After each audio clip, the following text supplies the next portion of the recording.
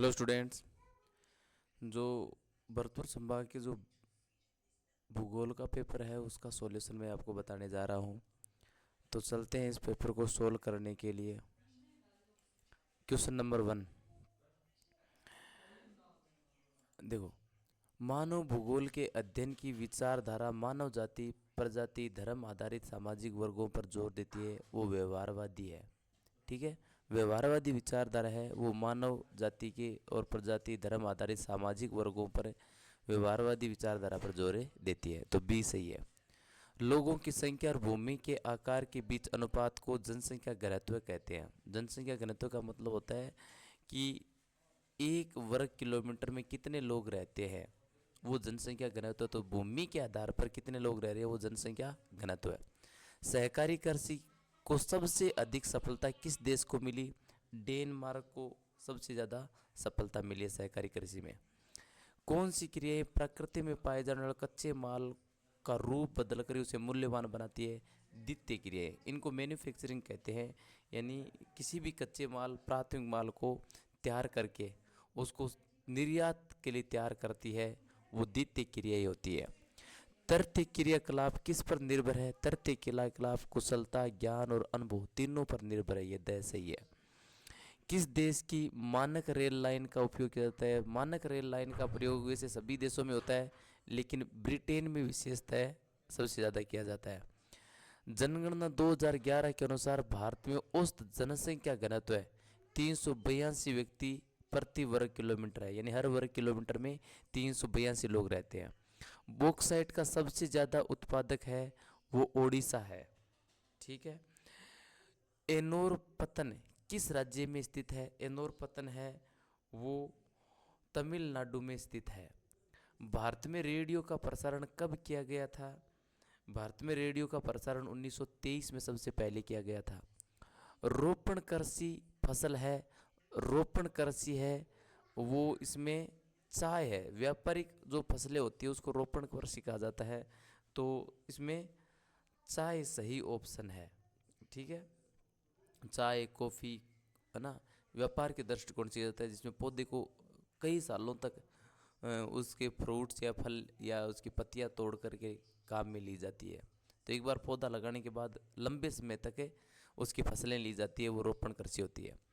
खनिज आधारित उद्योग है। खनिज आधारित देखो, चीनी, सीमेंट, कागज, ये खनिज पर नहीं है। वायुयान का निर्माण है वो खनिज आधारित है। उसमें लोहा, शीशा, जस्ता, इस्पात इनका यूज किया जाता है। जिस उद्योगों में लोहा, जस्ता, शीशा ये यूज किया जाए, खनिजों का यूज किया जाए, वो खनिज, तो इसमें खनिज का यूज है वो वायुयान के निर्माण में किया जाता है। हुगली नदी किस नदी की शाखा है? गंगा नदी की शाखा है हुगली नदी। आर्यभट्ट उपग्रह का प्रक्षेपण किस वर्ष किया गया था? तो आर्यभट्ट का जो प्रक्षेपण है वो 1989 में किया गया था, 1979 में। निम्न में से गैरीसन छावनी नगर है। गैरीसन छावनी नगर उधमपुर में है। ठीक है। वोल्गा जलमार्ग स्थित है। वोल्गा रूस की सबसे बड़ी नदी है और ये रूस में है वोल्गा जलमार्ग। ठीक है। स्वर्ण कोलर कहे जाने वाले क्रियाकलाप किस क्षेत्र में आते हैं? स्वर्ण कोलर कहे जाने वाले क्रियाकलाप तृतीय क्षेत्र में आते हैं। ठीक है। और भारत में खनन नगर के रूप में विकसित नगर नहीं है। देखो, रानीगंज, झारिया, डिबू ये तो है, लेकिन श्रीनगर है वो खनन नगर के रूप में विकसित नहीं है। तो बी सही है, इसको करना है। ठीक है। दूसरे प्रश्न के मानव विकास की अवधारणा का प्रतिपादन सबसे पहले डॉक्टर महबूब उल हक ने किया था। डॉक्टर महबूब उल हक ने किया गया था। ये सबसे पहले इसने, ये पाकिस्तान के, उसने मानव विकास की अवधारणा का प्रतिपादन किया था। का अध्ययन चिकित्सा भूगोल में किया जाता है। देखो, चिकित्सा भूगोल में किसी बीमारी का फैलना होता है कि किस किस क्षेत्र में बीमारी का वितरण, रोगों का वितरण शिक्षा क्षेत्र में होता है। रोगों का वितरण कि रोग है वो किस किस क्षेत्र में फैला, या मृत्यु दर, मृत्यु दर। और तीसरा स्वास्थ्य देखभाल का अध्ययन चिकित्सा भूगोल में किया जाता है। रोगों का वितरण, मृत्यु दर और स्वास्थ्य की देखभाल, ये चिकित्सा भूगोल में ये अध्ययन किया जाता है। नीदरलैंड उत्पाद में विशिष्टता रखता है। नीदरलैंड है वो सब्जी में सबसे ज़्यादा उत्पादन रखता है, विशिष्ट क्षेत्र रखता है सब्जी में। विस्तृत वाणिज्य अनाज कृषि का मुख्य फसल है। विस्तृत वाणिज्य अनाज कृषि की मुख्य फसल है वो गेहूं है। गेहूं है।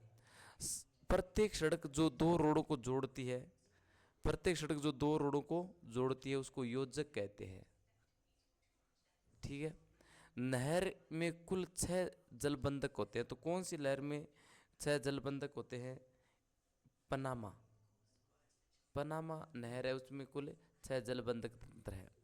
जल एक प्राकृतिक संसाधन है और जल एक अनवीनीकरण संसाधन है। अनवीनीकरण संसाधन है, अनवीनीकरण है और प्राकृतिक संसाधन है।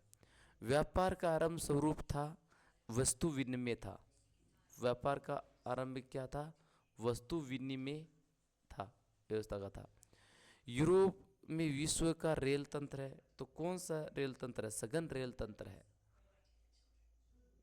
सघन रेल तंत्र पाया जाता है यूरोप में। अंगूर की कृषि किस क्षेत्र में आती है? प्राथमिक क्षेत्र में आती है। कृषि है वो हमेशा प्राथमिक क्षेत्र में आती है, कोई सी भी कृषि हो। प्राथमिक क्रियाओं के नाम बताने, तो प्राथमिक क्रियाओं में सबसे पहले कृषि, चाहे कोई सी भी हो, और पशुपालन, पशुपालन, और तीसरा वन, ये हैं वो प्राथमिक क्रियाओं के नाम हैं। भारत में पहली जनगणना 1883 में हुई थी, लेकिन रेगुलर जनगणना 1991 से शुरू हुई थी। यूएनडीपी का पूरा नाम संयुक्त राष्ट्र विकास कार्यक्रम, इसका पूरा नाम संयुक्त राष्ट्र विकास कार्यक्रम, इसका पूरा नाम है। ठीक है।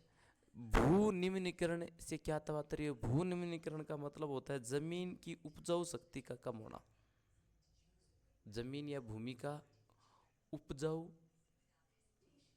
शक्ति का कम होना, जमीन में उपजाऊ शक्ति का कम होना या बंजर होना, क्या होता है? भू निम्नीकरण कहलाता है। डंप करना, डंप एक अंग्रेजी का शब्द है, DUMP। डंप का करना होता है कि किसी कचरे को फेंकना,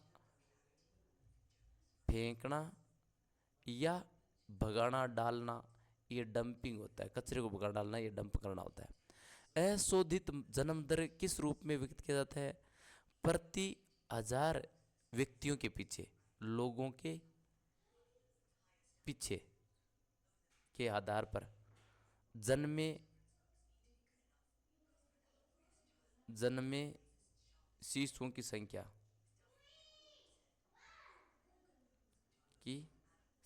यानी हर 1000 के पीछे कितनों का जन्म हुआ, है ना, की बड़ी हो जाएगी की संख्या। 1000 लोगों के पीछे जन्म शिशुओं की संख्या क्या कहलाती है? अशोधित जन्म दर कहा जाता है। वायु प्रदूषण के कोई 2 कारण बताओ। तो देखो, वायु प्रदूषण के मुख्य कारण है यातायात, यातायात की वजह से, कारखाने, है ना, उद्योग कारखाने आ गया और यातायात आ गया, परिवहन के साधन आ गए। और इसके अलावा घरेलू जो ज़मीनें, घरेलू जो ना अपने जो कई, ये मान लो फ्रीज है, कूलर है, पंखा, ये क्लोरोफ्लोरोकार्बन पर उत्पन्न करते हैं, तो ये भी है। लेकिन इनसे 2 ही पूछा है, तो यातायात और कारखाने इसके 2 मुख्य कारण हैं। संसार के व्यक्तिगत साधनों के 2 उदाहरण दीजिए। तो संसार के व्यक्तिगत उदाहरण, एक तो आप देख ही रहे हो, मोबाइल है, और दूसरा इसका टीवी, रेडियो, ये संचार के 2 व्यक्तिगत साधन हैं। भारत में निर्यात की जाने वाली 2 वस्तुओं के नाम बताओ। तो भारत में सबसे ज़्यादा चमड़ा निर्यात किया जाता है, जनसंख्या ज़्यादा है ना, तो पशुओं भी ज़्यादा है, पशु भी ज़्यादा है, तो चमड़ा 1 नंबर पर निर्यात किया जाता है। 2 नंबर भारत से निर्यात होने वाले, जैसे मान लो ऑटोमोबाइल्स उपकरण भी होते हैं, डेयरी के उत्पाद, दूध है, दही है, ये दूध, दही मान लो, घी मान लो, मक्खन मान लो, ये डेयरी के उत्पाद निर्यात होते हैं। तीसरा ऑटोमोबाइल्स पार्ट या ऑटोमोबाइल्स यानी व्हीकल्स वगैरह, है ना, ऑटोमोबाइल व्हीकल वगैरह होते हैं, तो ये भी निर्यात होते हैं। ठीक है। आगे देखो, जनसंख्या नियंत्रण के उपाय बताने हैं। तो जनसंख्या नियंत्रण के पहले तो है परिवार नियोजन। परिवार नियोजन यानी परिवार में नियोजित करना, ये भी परिवार में हम दो और हमारे दो, यही भावना रखना। 2 नंबर गर्भ निरोधक, गर्भ निरोधक परिवार नियोजन का है।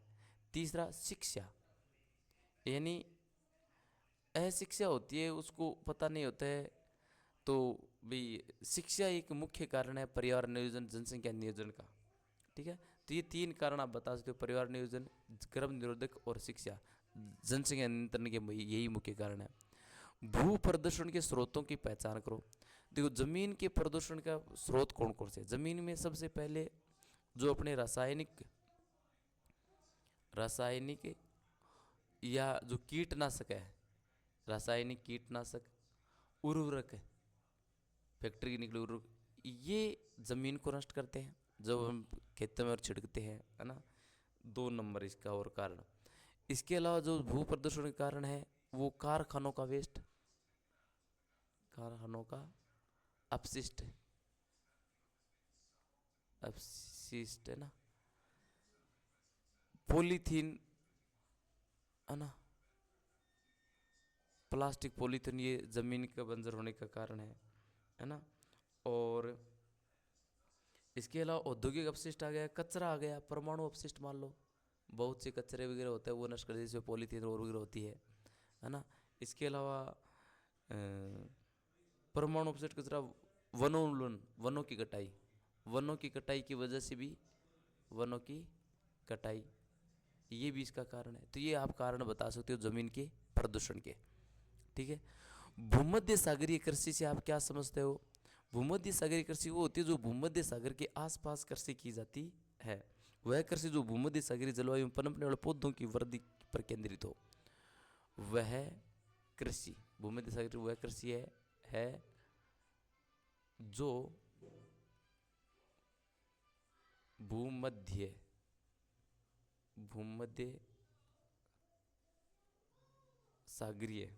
सागरीय जलवायु से, भूमध्य सागरीय जलवायु से पनपने वाले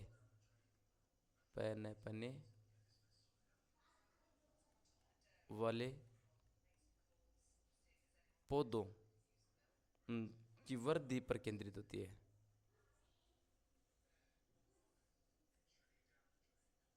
केंद्रित है, ये कर दो है। ठीक है, तो इसका मतलब सीधा सा हो गया भाई, जो भूमध्य सागर के आसपास जो जलवायु है, उस जलवायु में जो खेती की जाती है, उस खेती पर ध्यान रखे जो कृषि की जाती है, उसको भूमध्य सागरीय कृषि कहते हैं। परिवहन को प्रभावित करने वाले कारक, देखो परिवहन को बहुत से कारण प्रभावित करते हैं। नंबर 1 भौगोलिक कारण, यानी जैसी जमीन हो उसी प्रकार से परिवहन डेवलप होता है। जैसे पहाड़ी इलाका हो तो वहाँ परिवहन क्षेत्र कम होगा, क्योंकि वहाँ नहीं तो रेलवे लाइन हो सकती है, नहीं जो रोड है, सड़कें हैं वो हो सकती है। तो भौगोलिक क्षेत्र प्रभावित करता है परिवहन को। दूसरा जनसंख्या, यानी जहाँ जनसंख्या ज़्यादा होगी वहाँ पर परिवहन ज़्यादा होगा, और वहाँ पर ऑटोमेटिकली सड़कें वगैरह ज़्यादा होगी। ठीक है, जनसंख्या के अलावा तकनीक है वो मेन प्रभावित करती है। यदि आपके पास तकनीक है तो अच्छे अच्छे संचार के साधन, अच्छे अच्छे परिवहन के साधन आप है, और अच्छी परिवहन की जो लाइन है, सड़क है, रोड है, रेल है, ये डेवलप कर सकते हो, है ना। तो तकनीक इसको प्रभावित करती है परिवहन के लिए, परिवहन के विकास के लिए। तकनीक के अलावा आर्थिक, यदि आप ज़्यादा धनवान हो, रुपये पैसे है, धनवान देश ज़्यादा, उनकी अच्छी सड़कें, अच्छे रेलवे हैं, अच्छे उनके एरोप्लेन्स हैं, तो रुपये पैसों को इसको प्रभावित करते। तो ये मेन प्रभावित करने वाले कारण है, भौगोलिक कारण, जनसंख्या का, और तकनीकी और आर्थिक। विश्व व्यापार संगठन WHO, world trade organization, WTO, world trade organization, इस पर टिप्पणी लिखनी है। तो सिंपल सा है, WTO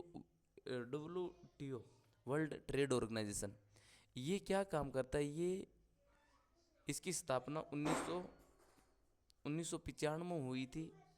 ठीक है, और इसका मेन उद्देश्य होता है कि विश्व में देशों में आपस में व्यापार को बढ़ावा देना,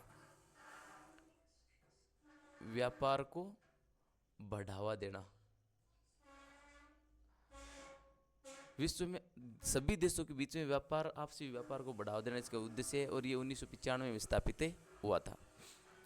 ग्रामीण और नगरीय बस्तियों में आपको अंतर बताना है कि ग्रामीण और नगरीय बस्तियों में क्या अंतर है, तो यहाँ बताते हैं। देखो, इसका मुख्य एक तो अंतर है जो ग्रामीण और उसमें जनसंख्या घनत्व का, जनसंख्या घनत्व।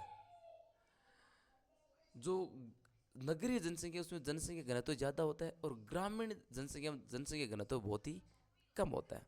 2 नंबर।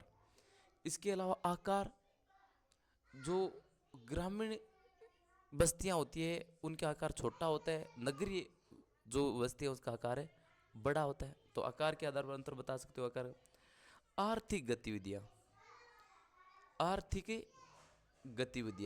गतिविधियां नहीं, जैसे मतलब उद्योग धंधे है गतिविधियां। उद्योग धंधों के मामले में नगरीय जनसंख्या उद्योग धंधे ज़्यादा होते हैं, और ग्रामीण क्षेत्र में उद्योग धंधे कम होते हैं, खाली कृषि तक ही सीमित होते हैं। ठीक है। इसके अलावा इन दोनों में अंतर है परिवहन और सेवाएं। ग्रामीण क्षेत्र में परिवहन कम होते हैं, नगरीय क्षेत्र में परिवहन ज़्यादा होते हैं। सेवाओं के मामले में उच्च सेवाएं नगरीय क्षेत्र में ज़्यादा होती है, ग्रामीण क्षेत्र में कम होती है। तो इस आधार पर आप अंतर बता सकते हो। कोंकण जो रेलवे योजना है वो क्या है? देखो, कोंकण तटीय क्षेत्र में रेलवे के जरिए यात्रियों को आवागमन को बेहतर बनाने के लिए ये बनाई गई है। कोंकण क्षेत्र में, कोंकण ये समुद्री तट है, कोंकण समुद्री तट पर यात्रियों के यात्रियों को आवागमन को बेहतर बनाने के लिए,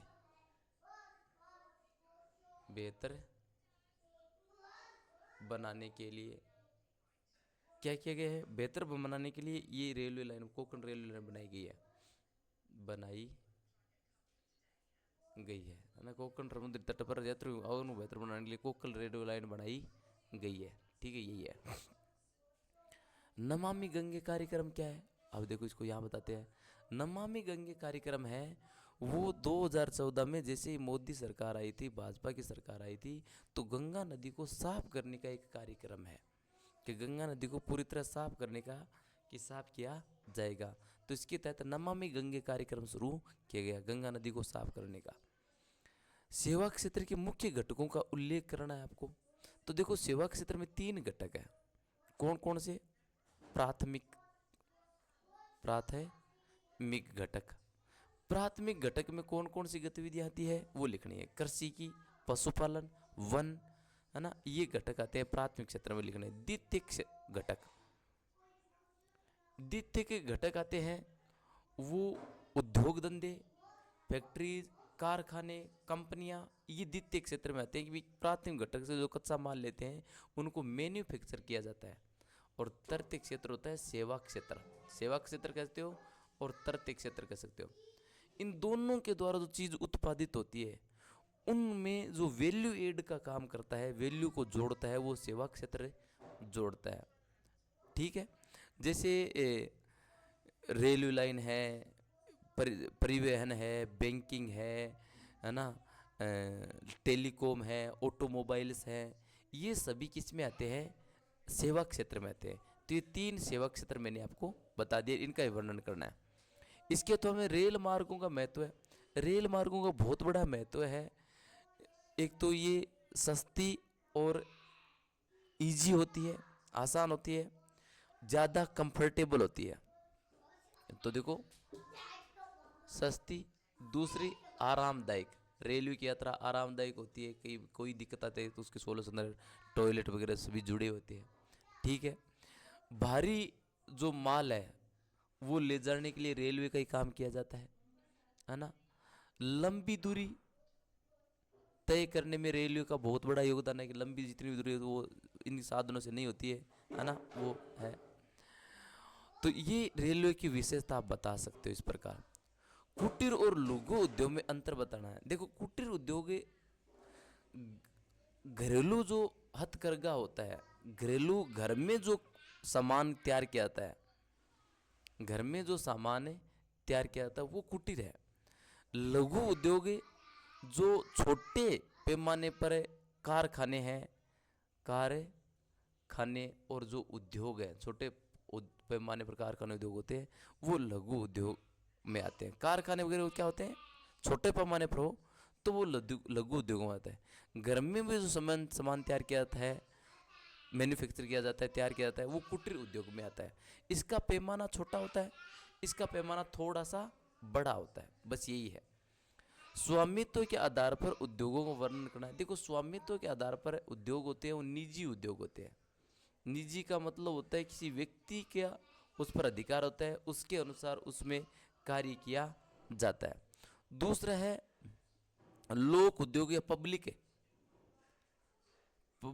उद्योग। पब्लिक उद्योगों में क्या किया जाता है कि जो मैन्युफैक्चरिंग या जो भी काम पर जो उनका अधिकार है, स्वामित्व होता है, वो पूरी सरकार का या स्टेट का होता है, राज्य का होता है, एक व्यक्ति का अधिकार नहीं होता है। ठीक है।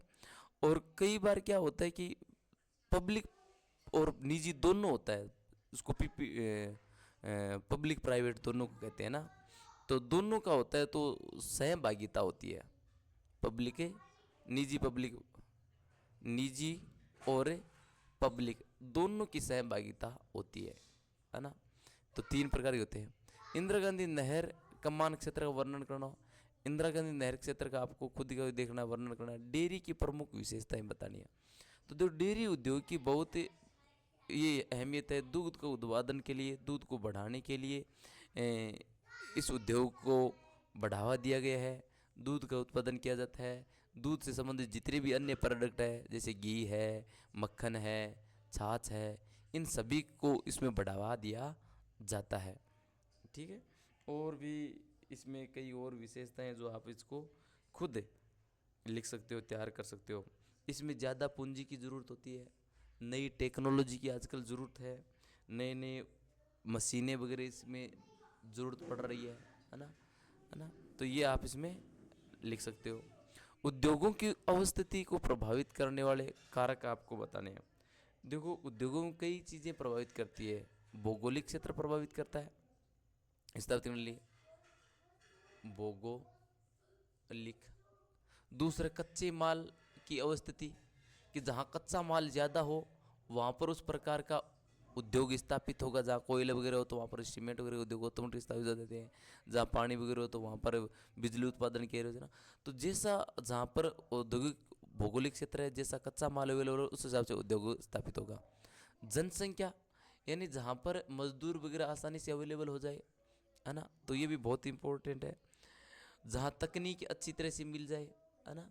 तो उद्योगों को विकसित करने वाले कई कारण हैं। सामाजिक कारण भी होते हैं, आर्थिक कारण भी होते हैं, जहाँ धन वगैरह बढ़िया हो, रुपये पैसे ज़्यादा हो, है ना। तो ये है।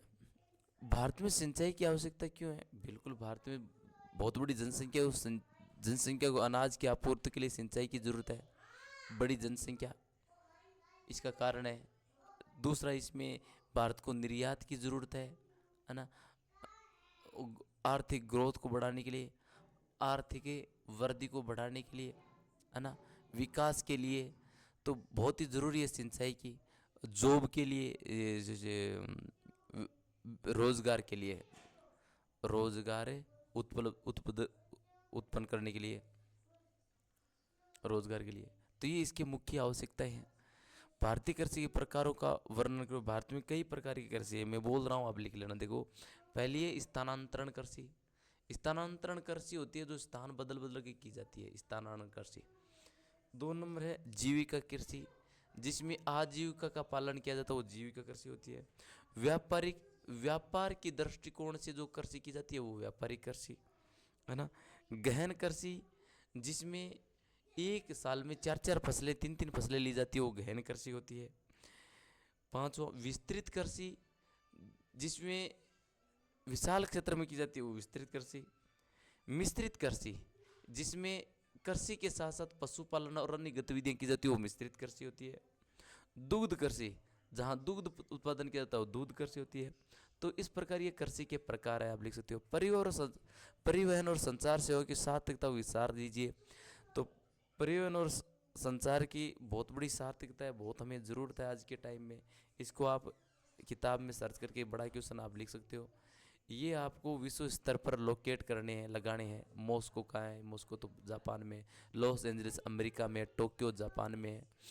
पनामा, ये पनामा ये नहर का नाम है कि है ना, तो ये आपको बताना है। भुवनेश्वर उड़ीसा की राजधानी है। लुधियाना हरियाणा में है। जयपुर राजस्थान में। इंदौर मध्य प्रदेश में है। तो ये आप लगा सकते हो। ठीक है, धन्यवाद।